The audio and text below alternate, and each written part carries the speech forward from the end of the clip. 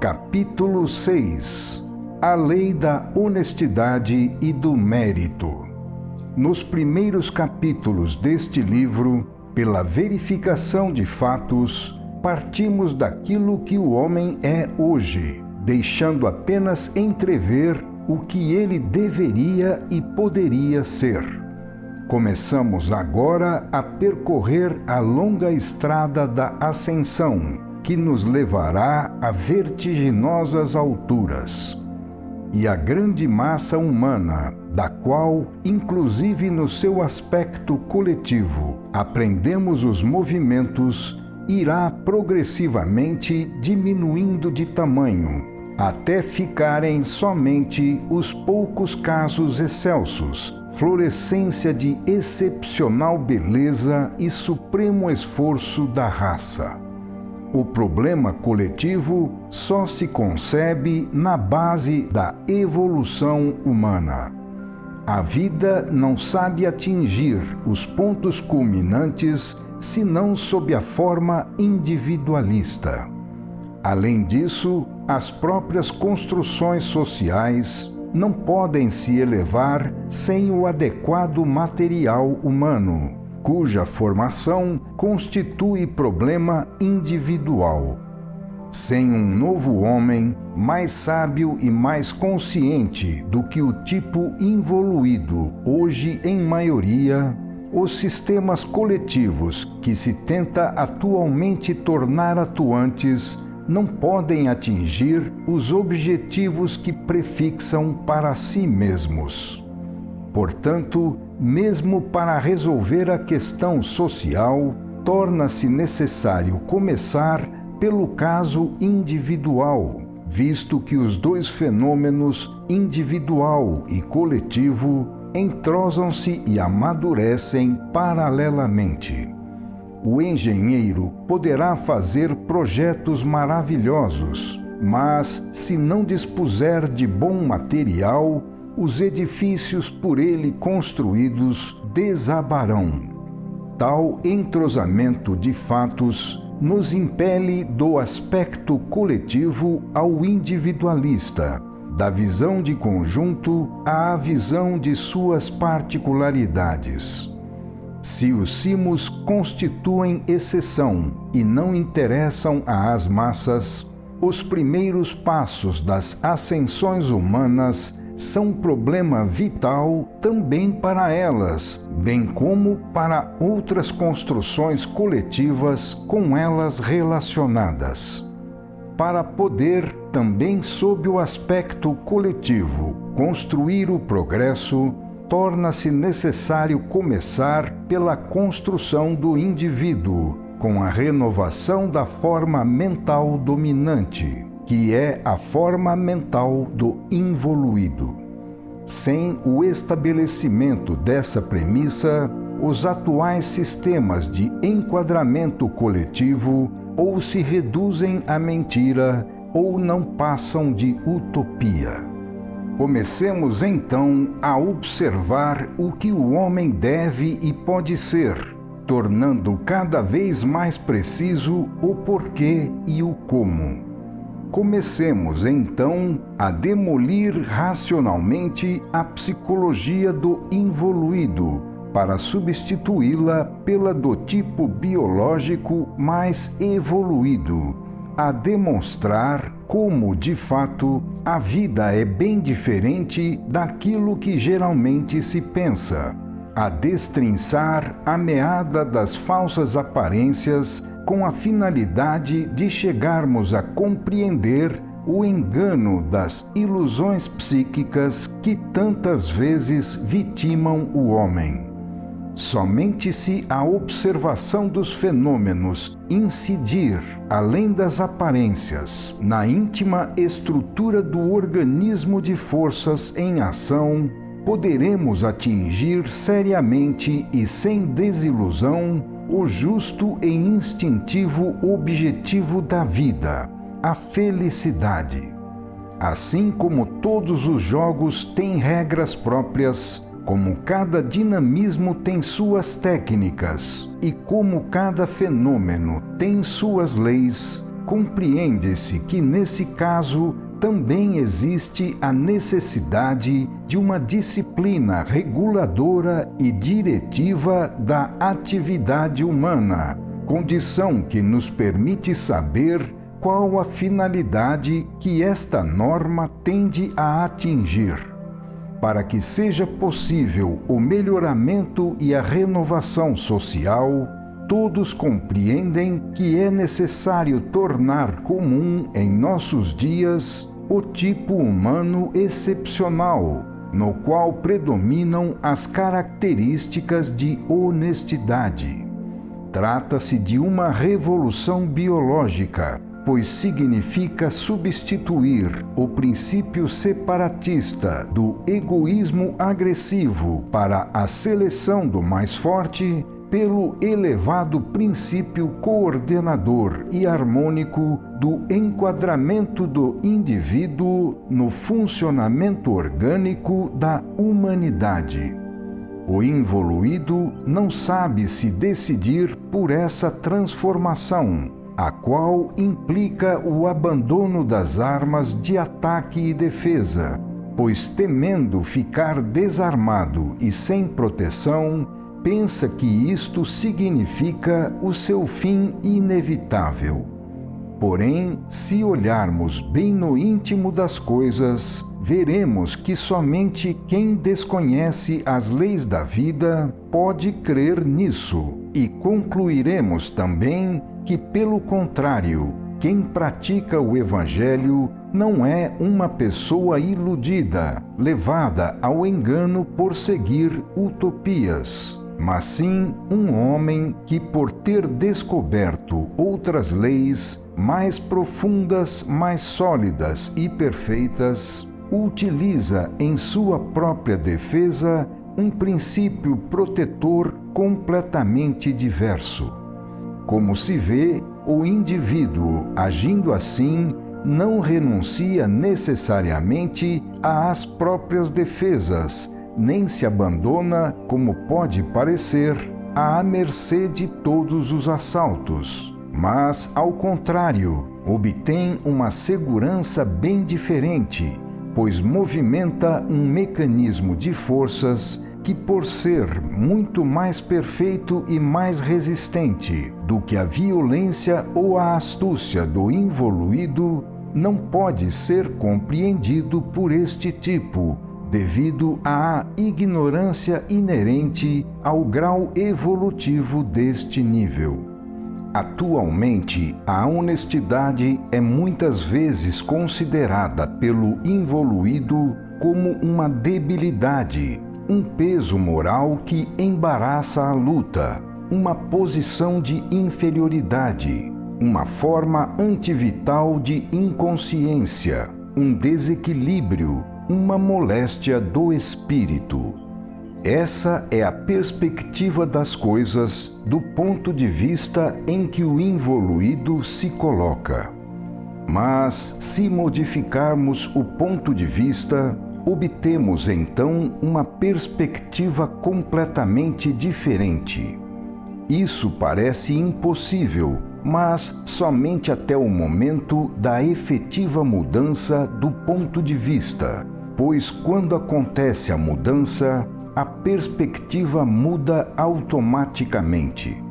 Como podem a retidão, a inocência e a obediência à lei constituir um instrumento de defesa melhor do que a força, o egoísmo e a astúcia? É simplesmente um absurdo, dirá o involuído. Mas isso parece um absurdo apenas para quem não possui o sentido orgânico da vida.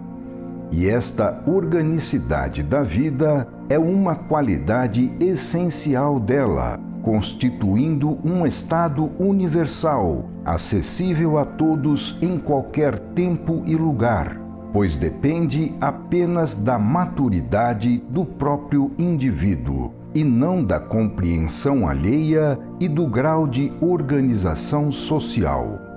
Essa organicidade acha-se pronta para receber em seu seio todo indivíduo que saiba pensar e agir organicamente, como função coordenada no funcionamento universal e não como arbítrio individual. Mas, ao contrário, o involuído pensa e age desorganizadamente, acreditando ser forte e dominador, embora não passe de um elemento caótico e destruidor. O seu egoísmo, que ele acredita ser necessário para si, é o princípio de sua desagregação. Seu hábito de se impor, que é para ele um meio de poder, constitui apenas uma fonte de reações dolorosas da lei. Seu imediatismo, com o qual ele procura obter vantagem nos resultados próximos, não passa de imprevisão do seu próprio dano, que os resultados longínquos inevitavelmente lhe trarão. Observado à luz da realidade mais profunda das coisas, o involuído nos aparece não como um colhedor de conquistas e de alegria, mas sim como um semeador de erros e dores, como um míope que, enredado nas particularidades das coisas próximas, ignora aquelas mais afastadas, as quais também lhe dizem respeito. Aparece-nos como um louco que, por falta de compreensão, debate-se no seio de um organismo harmônico, equilibrado e perfeito, chocando-se com forças invisíveis para ele, que o ferem de morte.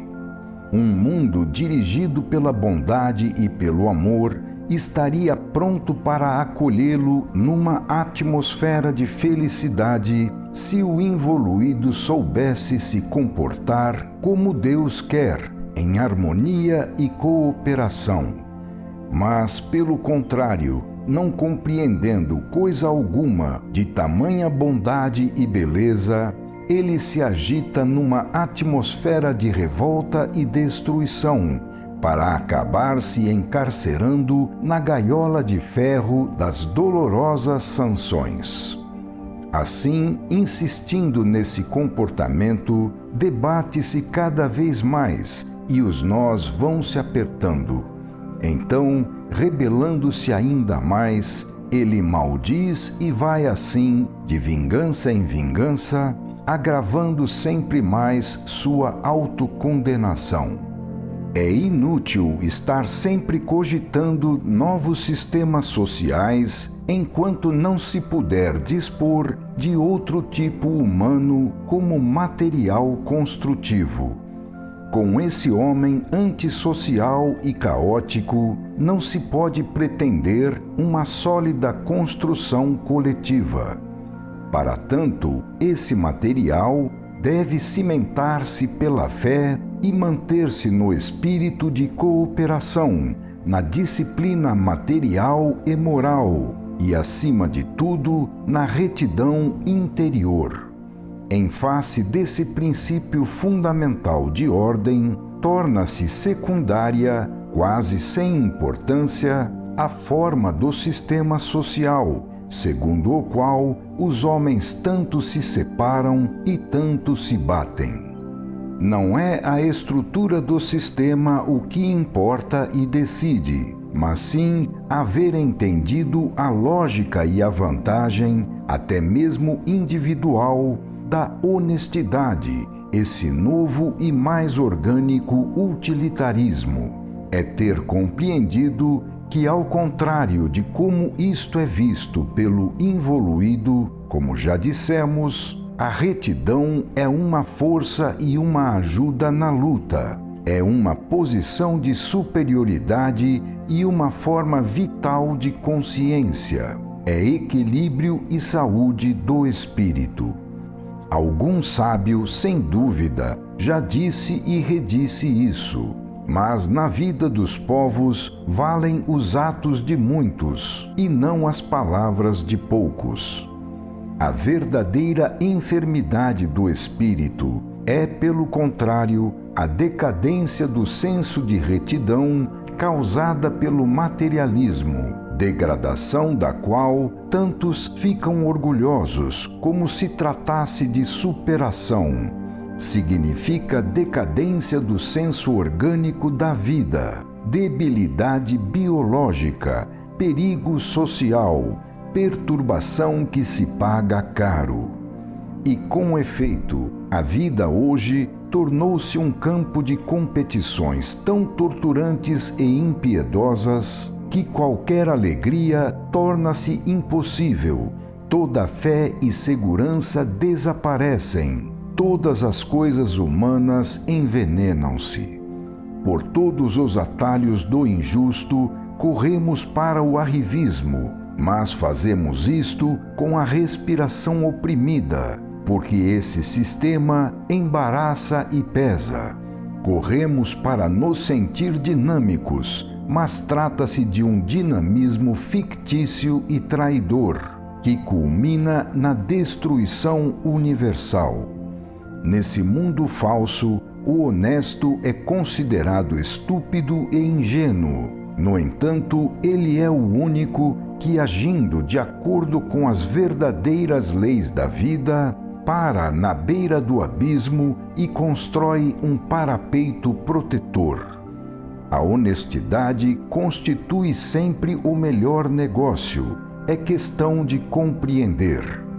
E diga-se o que se disser, a desonestidade é sempre o pior negócio, constitui, em outras palavras, uma forma de estupidez. Para a solução de todos os problemas, repetiremos sempre: necessitamos compreender a lei. Não vivemos no vácuo, em meio ao nada, no caos. Estamos, pelo contrário, mergulhados num oceano de forças, e entre elas somos uma força também. Não podemos nos isolar, fugir do regime de interdependência que liga tudo a tudo. Todo fenômeno tem vida e se move segundo uma trajetória determinada. Representa um impulso, uma vontade de existir em dada forma, de progredir em direção a uma determinada meta. Representa um dinamismo inteligente. Forma, vontade ativa e princípio diretor acham-se presentes em qualquer tempo e lugar. O conjunto imenso de todas as formas coordena-se em hierarquia.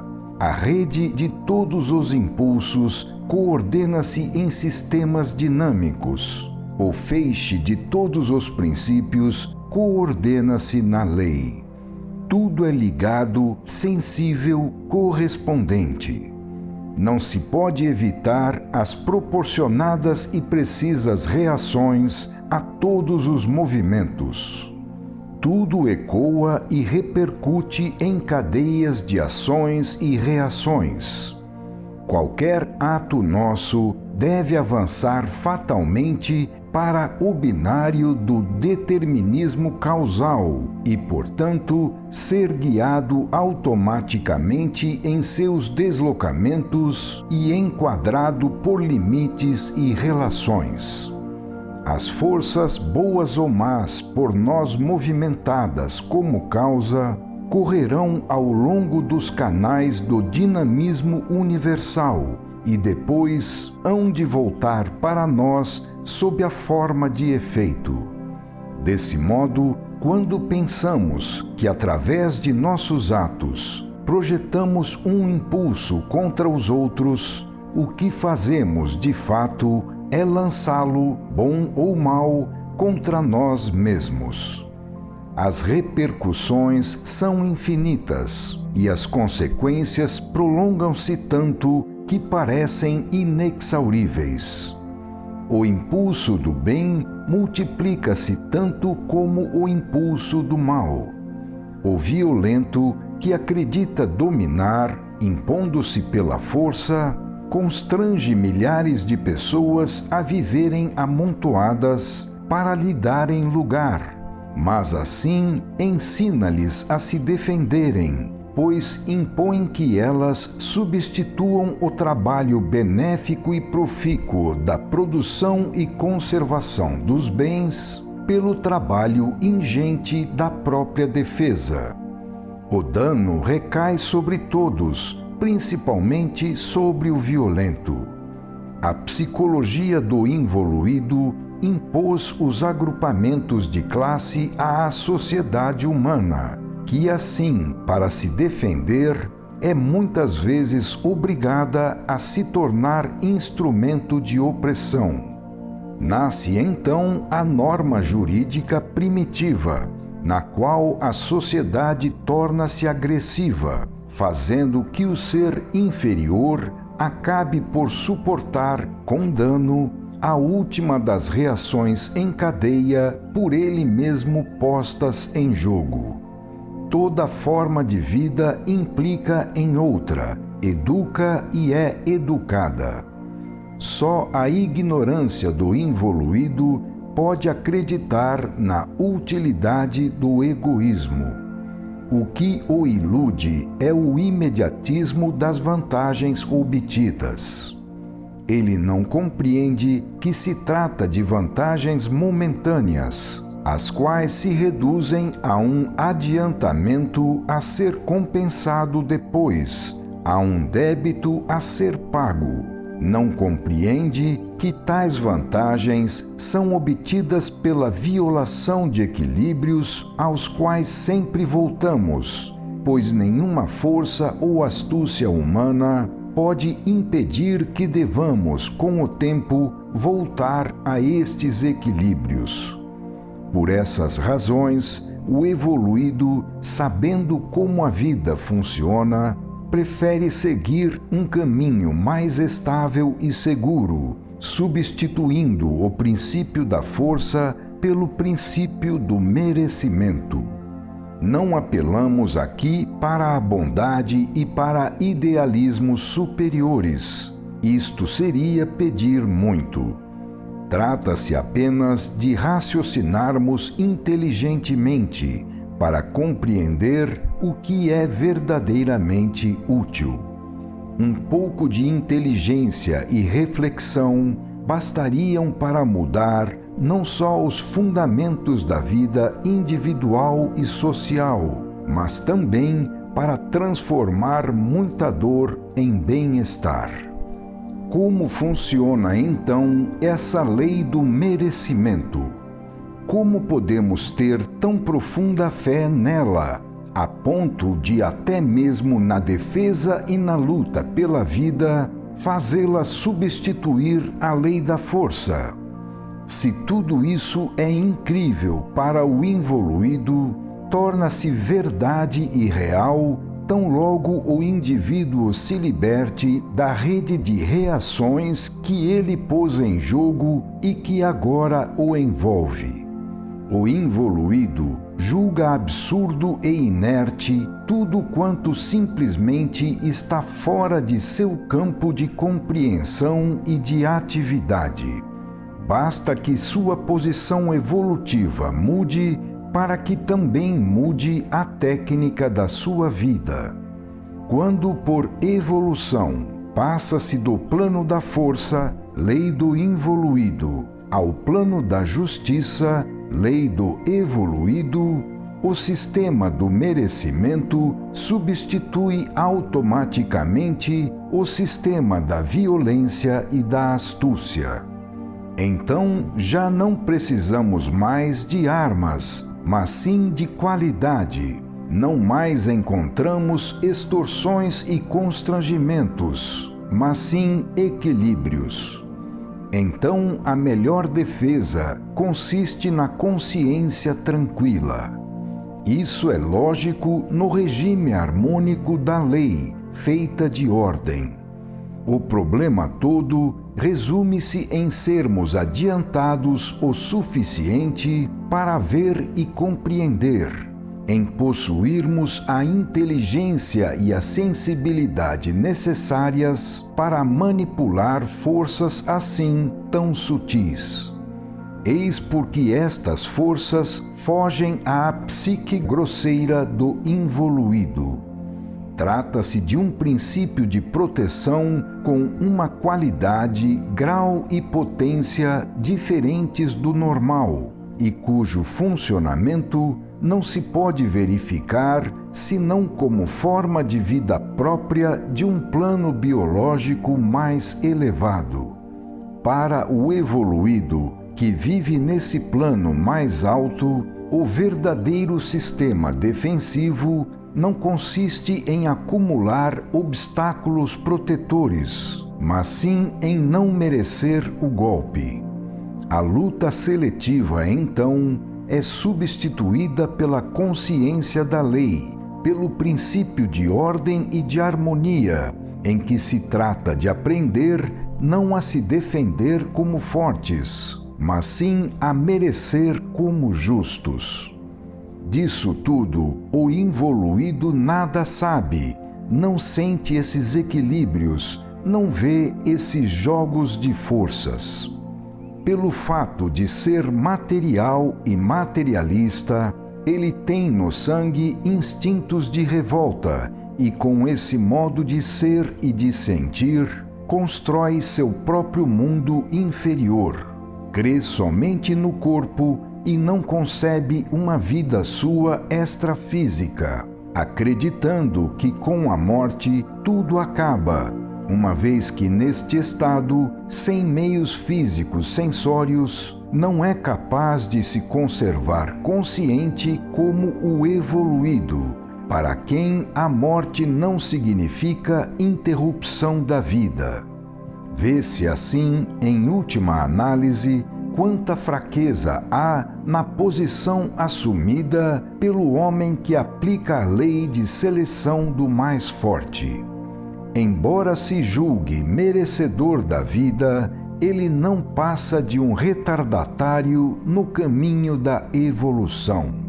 Quando recebe golpes, o involuído, ao invés de absorvê-los e diluí-los, para eliminar de sua vida essa força, ingenuamente os devolve e assim liga-se sempre mais aos impulsos da reação, que, conforme a lei de equilíbrio, irão golpeá-lo tanto mais quanto mais energicamente ele os tiver devolvido. O segredo da defesa hábil está, pelo contrário, na libertação. E só é livre quem conseguiu não merecer a reação. Apenas chegaremos a esse ponto se, em vez de nos revoltarmos, conseguirmos assimilar os impulsos contrários, absorvendo seu valor corretivo. O involuído, com seu método desequilibrado, transforma tudo em coisas prejudiciais para si mesmo. O homem evoluído converte em vantagem pessoal o próprio mal, pois sabe que todo erro deve ser pago e, por isso, aceita a reação como meio de reconquista do equilíbrio, não se revoltando para não aumentar a sua dívida. A diferença consiste em ver no golpe que nos atinge as suas causas remotas e não apenas as imediatas. Assim, para o evoluído, toda adversidade converte-se em campo de treino, em escola de progresso ascensional. O sistema de revolta do involuído, que pretende se sobrepor à lei, violentando seus equilíbrios, aumenta a sua dívida em vez de saldá-la, aprofunda o desequilíbrio e a desordem, aumentando a dor. O evoluído, por sua vez, paga, liquida o débito, melhora de situação, readquire o equilíbrio e se harmoniza, aliviando e eliminando a dor. O erro consiste no modo de equacionar o problema. O evoluído compreendeu a lógica da vida e o significado dos acontecimentos. Percebe a justiça existente na vontade que a dirige. e sabe, por isso, da conveniência de segui-la, ao invés de se sobrepor a ela. De fato, a paciência esclarecida pode criar mais do que a cega violência. Compreender a lei e seguir a vontade de Deus constituem o caminho mais acertado. O homem é livre, mas a lei é inalterável. O homem é livre para atrair sobre si todas as dores que quiser, mas não pode impedir o funcionamento da lei. É livre para confundir liberdade e arbítrio, para acreditar no seu arbítrio e se julgar senhor absoluto, mas nem por isso é capaz de impedir que nesse regime de ordem, liberdade implique responsabilidade e, portanto, sanção punitiva do erro. O involuído, assim como luta contra todas as pessoas e coisas, também luta contra a lei, quase a considerando um obstáculo à própria expansão. O evoluído, ao invés, por se coordenar com a lei, não encontra nela um inimigo, mas sim um amigo, auxiliar e protetor. A força do evoluído não reside em seu egoísmo, mas sim em Deus. Tudo depende da posição em que o homem prefere se colocar. Chegamos assim à conclusão de que, seguindo o Evangelho e perdoando, o inerme, materialmente desarmado, pode vencer em melhores condições que o involuído, forte e armado até os dentes. Então, aquilo que parece utopia, subversão, milagre, não passa, na verdade, de lógica entranhada no desenvolvimento das forças da lei, as quais, embora imponderáveis, são mais potentes do que o pesado armamento das defesas humanas. Tudo isso confere outro valor e significado à conhecida lei biológica da luta para a seleção do mais forte, que tem sua importância reduzida a limites bem estreitos, sendo anulada pela contraposição de outra lei. Abre aspas, quem com ferro fere, com ferro será ferido. Fecha aspas. Quando se compreende o universo como construção orgânica, compreende-se também quão mais lógico é que nele o equilíbrio do justo se mantenha mais estavelmente do que o esforço do rebelde. Tratando-se de organismo, aí prevalece logicamente a posição espontânea e harmônica, em detrimento da irregular e contrafeita. No conjunto, o universo apresenta-se como um mecanismo perfeito e completo, ordenado e harmônico. As perturbações residem nos casos excepcionais e particulares, os quais, porém, são previstos, compensados e enquadrados na ordem. Para homens inconscientes, todavia livres, o ambiente humano representa um desses campos de desordem a título experimental. A Terra constitui, por isso, o inferno para os evoluídos e talvez o paraíso dos involuídos, adequados a esse ambiente.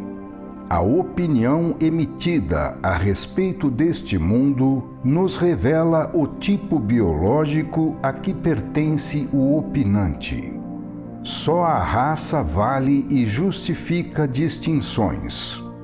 O homem, quando quer alcançar determinado objetivo, compreende a necessidade de coordenar as fases da ação necessária e, assim, reconhece a ordem presente em todas as coisas.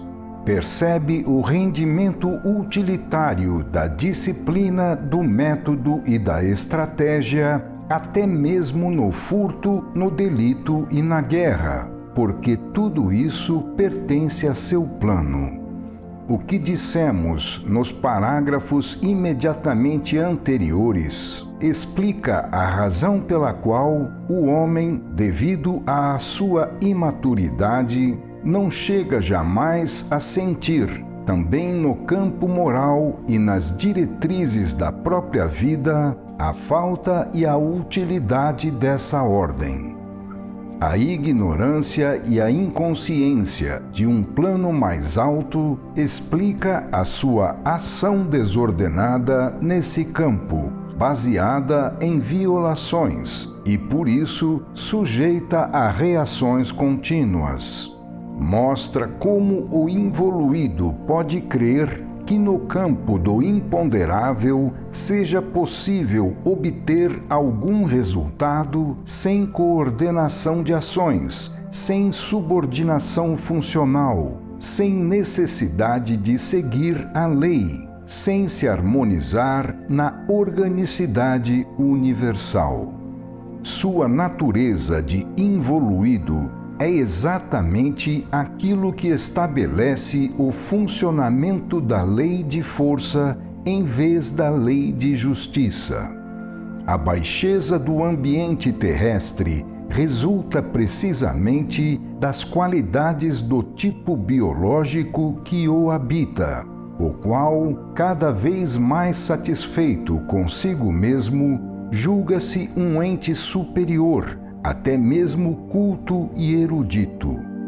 Mas o entendimento não depende de estudo e erudição, pois advém de maturação biológica natural e, ao contrário do que acontece com tantos produtos de nossa civilização, é inaplicável exteriormente. O que induz o homem de hoje a engano é a miopia psíquica, o imediatismo do resultado, a psicologia do jogo amarrado, a ignorância dos fenômenos de longa duração, a suposição de que nada se pode obter com segurança de algo situado distante. É a própria mentalidade caótica, cujo resultado é apenas desorientar e desarticular a fé por nós depositada no que já nos caiu sob as mãos. Sobra para ele, então, apenas uma vida defeituosa e truncada, resumida ao dia de hoje e indiferente ao longínquo amanhã. Contudo, o homem não sabe que a justiça de Deus, mesmo quando às vezes tarda, não falha, pois, para julgar, Deus dispõe não apenas dos poucos elementos de uma só vida, mas também de elementos fornecidos por uma vida muito mais extensa, que através de uma longa estrada de vidas e de mortes, estende-se pela eternidade afora. Outro fato capaz de induzir o homem a engano é dar ao prazer e à dor, estados relativos e interiores, uma valoração apenas sob o aspecto formal. Sua posição o sujeita naturalmente a muitas ilusões psíquicas que ele toma por verdade. Considerando erradamente que todos são iguais a ele, o homem avalia os outros aplicando as mesmas medidas com as quais mede a si mesmo. O fato, porém, é que as reações dolorosas impostas pela lei variam justamente conforme a diferente posição moral de cada indivíduo face aos equilíbrios da justiça e, portanto, segundo o correspondente mérito ou demérito. As mesmas dores podem, de acordo com a natureza dos ânimos, impressionar cada indivíduo de um modo diferente, causando em cada um as mais diferentes sensações. O evoluído, que já está praticamente livre das amarras terrenas, não possui tesouros no mundo e, assim, torna-se intimamente muito menos vulnerável que o involuído, o qual, mesmo assim, ainda se atreve a julgá-lo. O justo sempre se sente mais tranquilo do que o culpado.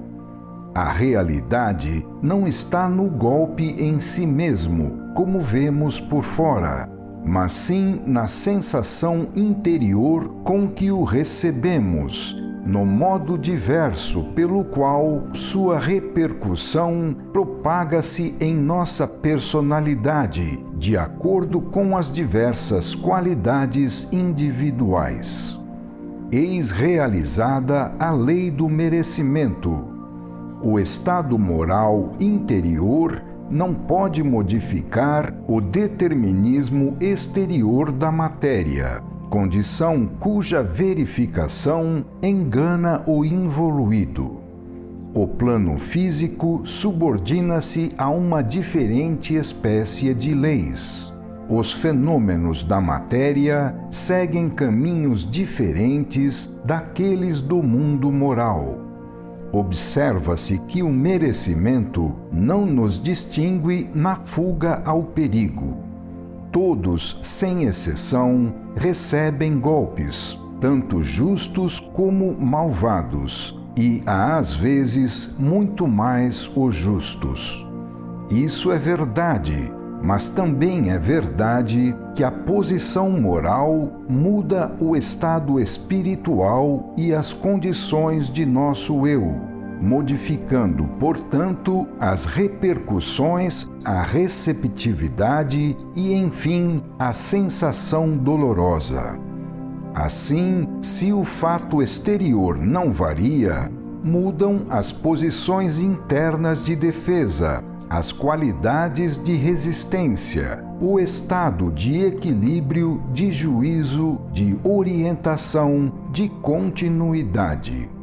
Se o mundo exterior, o único que o involuído vê, não se altera, o mundo interior, a outra metade do fenômeno, mostra-se igualmente poderoso, e ainda que não possa deslocar nada no início, tudo pode fazer até a conclusão. O involuído não compreende como o estado moral, invisível para ele, possa mudar as condições do fenômeno na segunda fase, conclusiva, que é interior. Desse modo, são muitíssimos diferentes as íntimas realidades pessoais, os campos das sensações finais. A dor é um estado interior sobre o qual muitos elementos influem, entre os quais, porém, o choque proveniente do mundo físico, dado pelo determinismo da matéria, não ocupa o primeiro lugar. Tudo seria muitíssimo diferente se víssemos as coisas por dentro, ao invés de vê-las por fora. Então se veria a possibilidade de gozarmos em plena miséria e de sofrermos no fastígio da riqueza. O mártir na cruz pode sentir-se mais feliz do que o rei no trono. Eis o tamanho poder que tem esse mundo interior, na dependência tão somente do merecimento.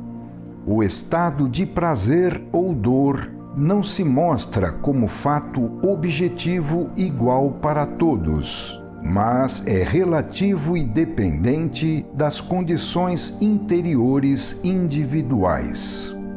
Prazer e dor, que resultam do embate de forças imponderáveis e não do determinismo do mundo físico, fundem-se na intimidade do eu. O invisível escapa às vistas do involuído, pois o involuído acredita que tudo se desenvolva no plano concreto no qual ele vive e que nada mais possa existir além disso. O evoluído, que superou em parte o mundo material e seu respectivo determinismo, conforme vimos em A Grande Síntese, capítulo 66, recebe muito do próprio mundo interior, independente desse determinismo. Por isso, a sua vida, mais do que às sanções das leis do plano físico, fica sujeita, sobretudo, às sanções das leis do plano espiritual e moral, bem diversas. Eis como esse mais elevado princípio de merecimento pode entrar em atividade e se tornar um fator distribuidor e regulador. Valorações e juízos dependem das diversas perspectivas, que mudam segundo as diferentes posições. Daí nascem os desacordos, as valorações opostas. O mesmo fato pode assumir significado e valor oposto, pode ser compreendido como dano ou vantagem. A posição materialista ou espiritualista do indivíduo pode subverter o senso das coisas. Para o materialista, a morte significa o fim. Para o espiritualista, ela significa o princípio de outra vida. Para o materialista, a vida terrena é tudo, a meta que deve conter todas as alegrias e realizações. Para o espiritualista, ela significa um mero episódio, um meio de expiação, exílio, missão. Assim, uns ganham com a dor, outros perdem. Quem perde na dor, morre na morte. Quem ganha na dor, ressuscita. Os dois estados, o de prazer e o de dor, dependem não apenas das leis do ambiente físico, mas também de leis próprias, que se deixam influir muito pouco pelas leis físicas. Se o fenômeno nasce no mundo externo, ele continua e conclui no mundo interior. O tangível estado de fato exterior não tem tanta importância quanto a sensação que consegue produzir. Vejamos então do que realmente depende essa sensação. Prazer e dor constituem um ritmo regulado, que estabelece entre os dois o aparecimento alternado, a forma de relação, a intensidade relativa. Os dois extremos são inversos e complementares, ligados por lei de compensação e equilíbrio. Para que cada um dos dois estados se verifique, não basta apenas o choque exterior. É necessário que a lei interior do fenômeno, a lei do merecimento, permita que o choque produza efeito e se transforme, de acordo com a justiça, na devida sensação de prazer ou de dor.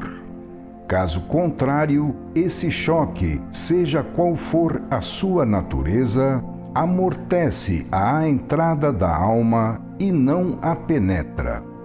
O fenômeno, olhado em profundidade e entendido como desenvolvimento de forças, liga-se assim à inviolável ordem universal e deve, portanto, equilibrar-se na justiça que regula todas as coisas. O aparecimento ou o desaparecimento dos referidos estados de prazer e de dor é determinado principalmente por essa lei, e não pelo arbítrio humano ou pelas circunstâncias exteriores. O arbítrio e as circunstâncias podem ser injustos, mas a lei é justa, boa, protetora. Assim, o fenômeno torna-se rítmico, equilibrado, compensado. Os dois estados condicionam-se e se compensam, não podendo existir senão um em função do outro, o prazer em relação à dor e a dor em relação ao prazer. Desse modo, influenciam-se, entrosam-se e se dosam reciprocamente. Portanto, quanto mais sofrermos, tanto mais seremos capazes de gozar, porque a privação nos permite saborear a menor alegria, que assim torna-se imensa. E quanto mais gozarmos, tanto mais seremos vulneráveis à dor, pois ao perder o contato com ela e a capacidade de suportá-la, tornamo-nos demasiado suscetíveis, razão pela qual o menor golpe torna-se gigantesco. Quanto mais sofremos, tanto menos o hábito nos faz sentir a dor, e tanto mais ele nos encouraça para suportá-la, conferindo-nos certa imunidade. Quanto mais gozamos, tanto menos o hábito nos deixa saborear o gozo, que se dilui na repetição e se esfuma no fastio. A nossa vontade, assim como a vontade alheia ou as condições do ambiente, não podem mudar esses íntimos equilíbrios do fenômeno, que é sempre reconduzido em cada caso à posição de justiça. Em resumo, a continuação do sofrimento automaticamente diminui a reação dolorosa e aumenta a capacidade de reagir em sentido oposto. A continuação do prazer automaticamente diminui a reação de prazer e aumenta a sensibilidade, aumentando, portanto, a vulnerabilidade na direção contrária. Assim, não há uma natural correspondência entre a soma de bens acumulados e a quantidade de prazer obtida. As duas progressões não caminham paralelamente. O acúmulo de bens é geométrico, o acúmulo de prazer é aritmético. Haverá para os pobres e deserdados maior justiça do que essa? A satisfação diminui na razão direta do aumento dos bens, razão pela qual a própria unidade de medida frutifica cada vez menos. O homem pode dirigir o fato exterior da acumulação de bens, mas não pode comandar o fato interior do rendimento. O homem egoísta gostaria de desequilíbrio, porém a lei o reconduz ao equilíbrio, impondo-lhe um limite, além do qual torna-se inútil acumular, porque a unidade de medida terá exaurido todo o potencial e não poderá mais proporcionar prazer algum. O homem egoísta desejaria satisfação ilimitada, mas a lei o reconduz ao equilíbrio e, agindo com critério diferente, impõe uma determinada medida de justiça, permitindo apenas o prazer e a dor necessários e úteis aos fins da vida. Assim, observamos agora como a lei, por meio da qualidade da percepção, intervém para corrigir o abuso. No fim do capítulo 2 e no princípio do capítulo 3 deste livro, vimos, por outro lado, como a lei, por meio da qualidade dos bens, influi para corrigir o abuso, permitindo que apenas a propriedade justa se mantenha. Esses dois casos constituem ambos aplicações da lei do merecimento. Vimos assim como a lei tende, por um lado, ao triunfo dos valores reais e, por outro lado, à derrota dos valores fictícios que o homem desejaria impor. O involuído, por ignorância, prefere pôr-se em luta contra a lei. O evoluído, porque possui conhecimento, prefere pôr-se em harmonia com ela. Vimos também que, em última análise, não obstante a resistência do involuído, impera a lei do merecimento, embora ele não a compreenda e não a siga. Rebelando-se, o involuído, em vez de torcer a lei, inflige dano a si mesmo e assim aprenderá à custa do sofrimento. Não há outro caminho. Cada um tem, no entanto, a liberdade de ordenar o campo de forças do próprio destino, obedecendo em sua própria vida ao princípio de justiça, embora em meio à injustiça do mundo. Cada um é livre para, em pleno inferno, construir dentro de si mesmo o paraíso. Ainda neste caso, a lei do merecimento muda o conceito da vida. As causas encontram-se dentro de nós mesmos e não fora. Quando chegamos a compreender isso, então nos tornamos livres. Enquanto aceitamos as coisas como provenientes de fora, seremos seus escravos e tremeremos diante da vontade alheia, ao invés de tremermos perante nossa própria consciência. Para quem compreendeu, os valores comuns subvertem-se. O que nos golpeia não provém do arbítrio alheio, mas sim do que somos, fazemos e merecemos. No sistema orgânico do universo, é absurdo e impossível que o desenvolvimento de forças nos destinos, os momentos decisivos, as provas importantes, o prazer e a dor, a vida e a morte, fiquem à mercê do acaso ou da vontade de um homem qualquer, completamente ignaro. A lógica e a justiça impõem que tudo quanto nos diga respeito dependa somente de nossa vontade e seja decidido apenas por nós mesmos. De outro modo, não poderia haver responsabilidade e a reação da lei golpearia inocentes.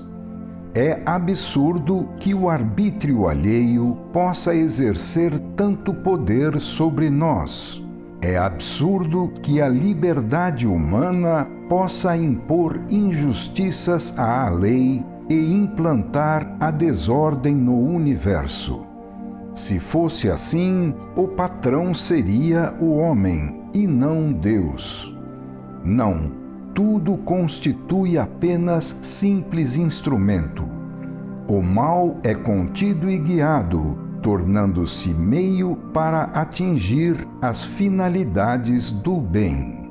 Pesando gravemente como lastros de chumbo, tão importante como experimentação instrutiva e prova redentora, a dor não é algo livre, aplicado ao acaso, mas sim uma força enquadrada no organismo universal. A dor só pode nos atingir se a merecermos. Pode haver alguma desordem particular e momentânea, mas, em linhas gerais, reina a lei de justiça. Diz o provérbio, abre aspas, quem não deve, não teme, fecha aspas. Merecemos tudo quanto nos acontece pelo assim chamado acaso. Assim, enquanto o evoluído ouve a justa lei da honestidade e do merecimento, o involuído, ao invés, acredita na lei do mais forte e na seleção à base de força. O sistema do involuído, de conquista através de imposição, resume-se em contrair dívidas e espalhar miséria.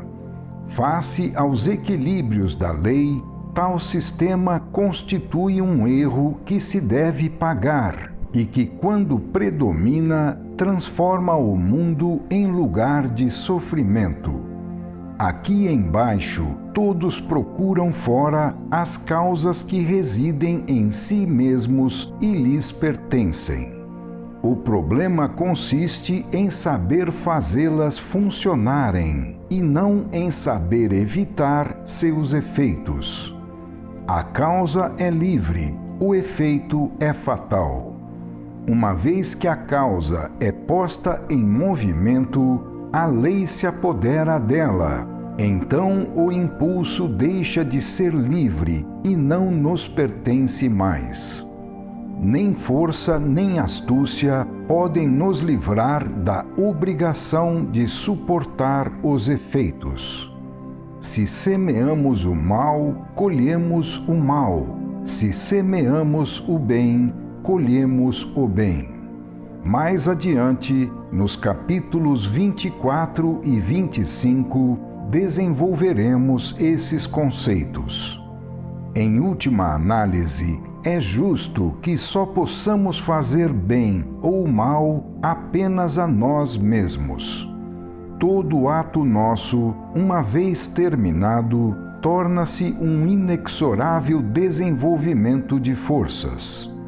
O destino é livre na fase inicial da formação, que determina as correntes e o início da trajetória. Porém, é fatal na fase de desenvolvimento das correntes e especialmente na fase final de efeito e conclusão da trajetória. Eis a justiça histórica.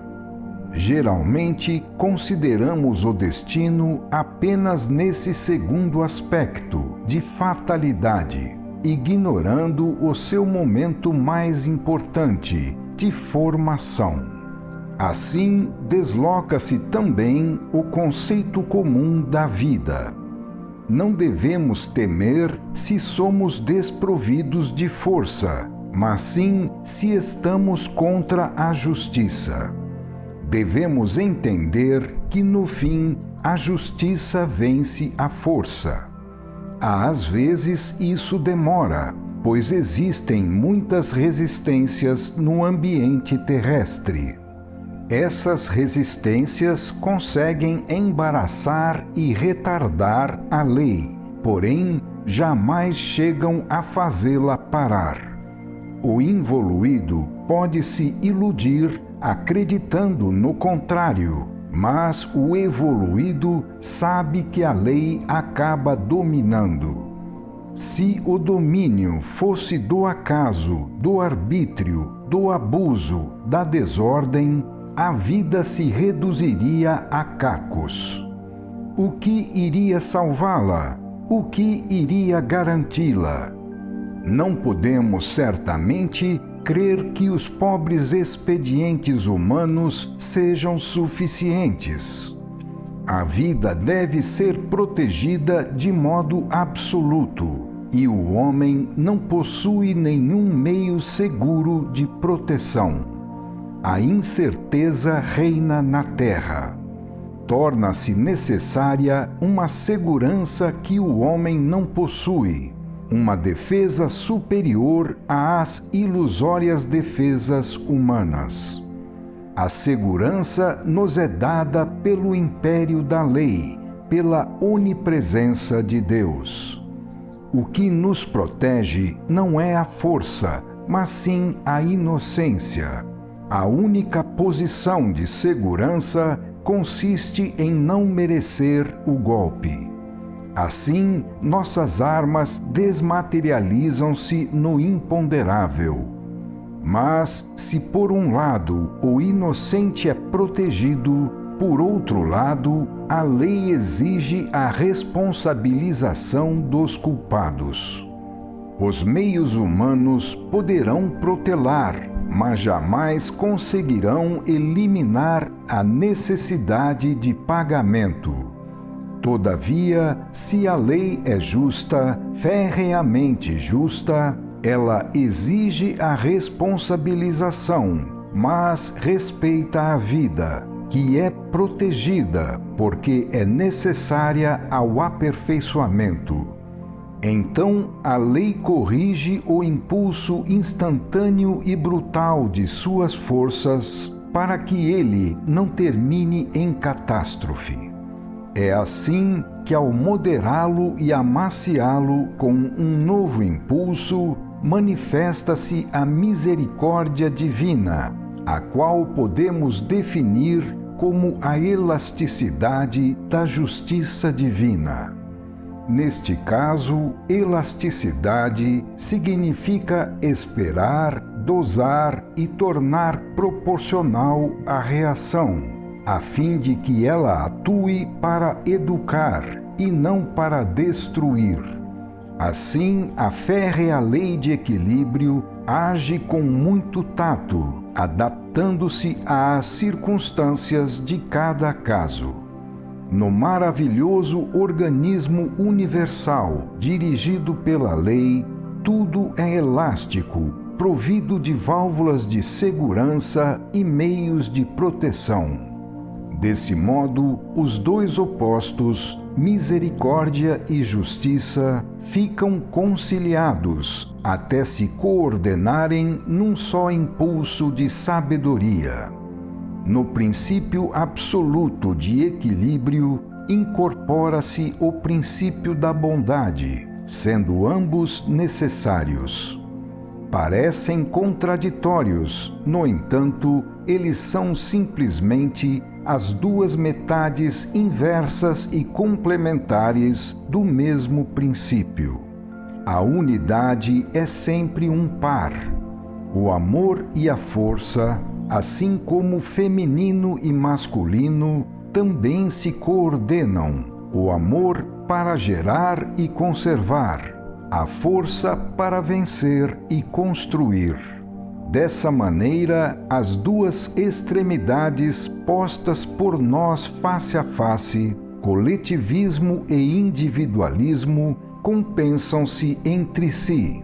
O coletivismo leva ao desenvolvimento em extensão, à formação da massa numérica, à quantidade.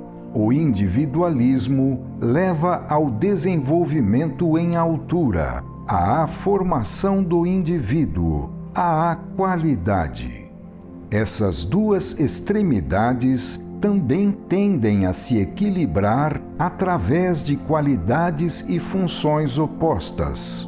Seu contraste não constitui cisão, mas sim harmonia. Final do capítulo 6.